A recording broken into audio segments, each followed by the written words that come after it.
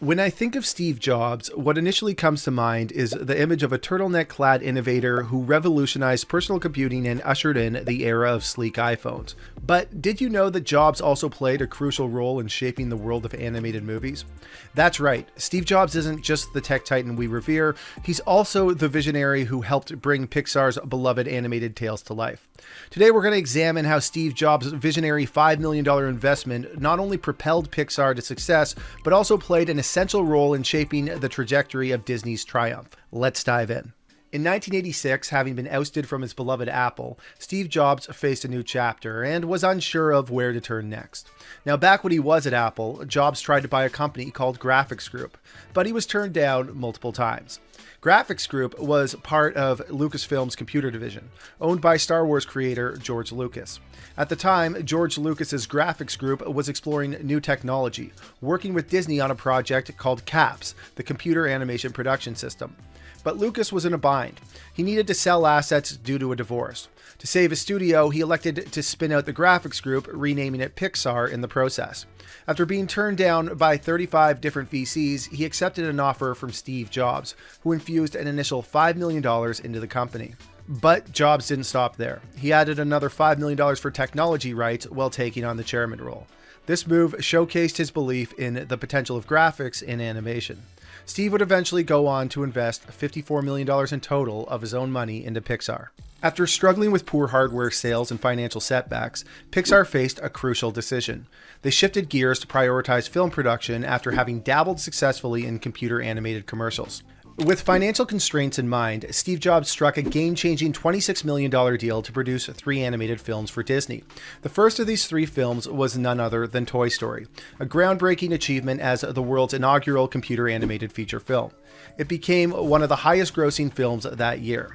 The strategic significance of this partnership cannot be overstated. Toy Story wasn't just a movie. It was a groundbreaking leap that forever altered the animation landscape. What's noteworthy is that Steve Jobs' calculated decision to align forces with Disney initiated a wave of innovation and redefined the art of storytelling, setting new standards that would resonate across generations. Steve, ever the strategic thinker, saw a golden opportunity gleaming on the horizon, a chance to ride the wave of Toy Story's release buzz and simultaneously take Pixar public.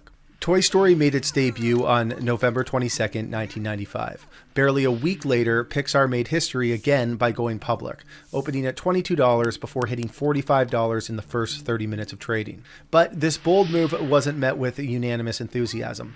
Steve's partners, Ed Catmull and John Lasseter, hesitated. They believed it was premature, preferring to roll out a few more films before stepping into the spotlight. However, Jobs had a strategic ace up his sleeve. He outlined his master plan, envisioning what lay ahead with Disney. He posed a hypothetical. Assuming Toy Story struck gold, which it did, reaping over $390 million in a box office treasure, Disney CEO Michael Eisner would come to a startling realization: that Pixar had unintentionally emerged as a contender against Disney animation. A mere 2 films stood between Pixar's contractual obligations to Disney and newfound creative freedom. Jobs predicted Eisner's next move: renegotiation to keep Pixar under Disney's wing. But Jobs had a counter-move ready. Going public armed Pixar with more financial muscle. This, Steve argued, would lead to more favorable terms in negotiations with Disney. Jobs set his sights on a 50-50 return split with Disney, but with that came a strategic condition to meet. Pixar needed to foot half the production costs. Going public was the gateway to afford this power play.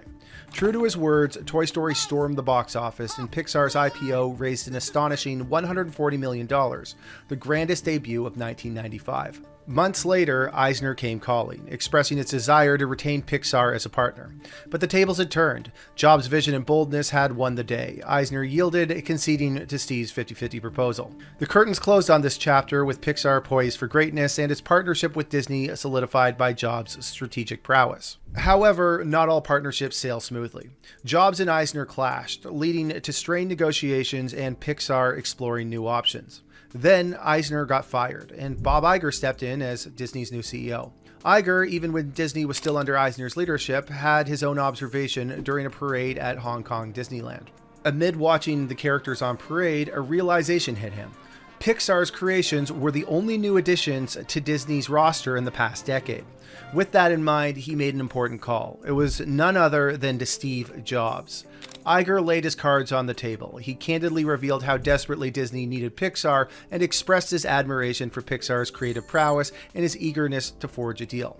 And just like that, in 2006, Disney acquired Pixar for a monumental $7.4 billion in Disney stock. This maneuver elevated Steve Jobs from Pixar's largest shareholder to Disney's single largest individual stakeholder. The story of how Steve Jobs' $5 million gamble eventually led to him becoming the largest shareholder in Disney is a lesson in foresight and strategic thinking. It shows how bold investments and calculated risks can reshape entire industries. As we look back, it's clear that the pages of history are written by those who dared to take chances and transform the world. The legacy of Steve Jobs and Pixar continues to inspire new generations to push boundaries and redefine what's possible. So guys, we just recently launched this channel and we noticed that 99.9% of our viewers are not subscribed. So if you enjoyed this video, we need your help in growing this channel. By subscribing, that would help us keep the lights on and make sure that our crews have jobs in these uncertain times. So please hit that subscribe button, and we promise to make more quality videos that I'm sure you're going to love.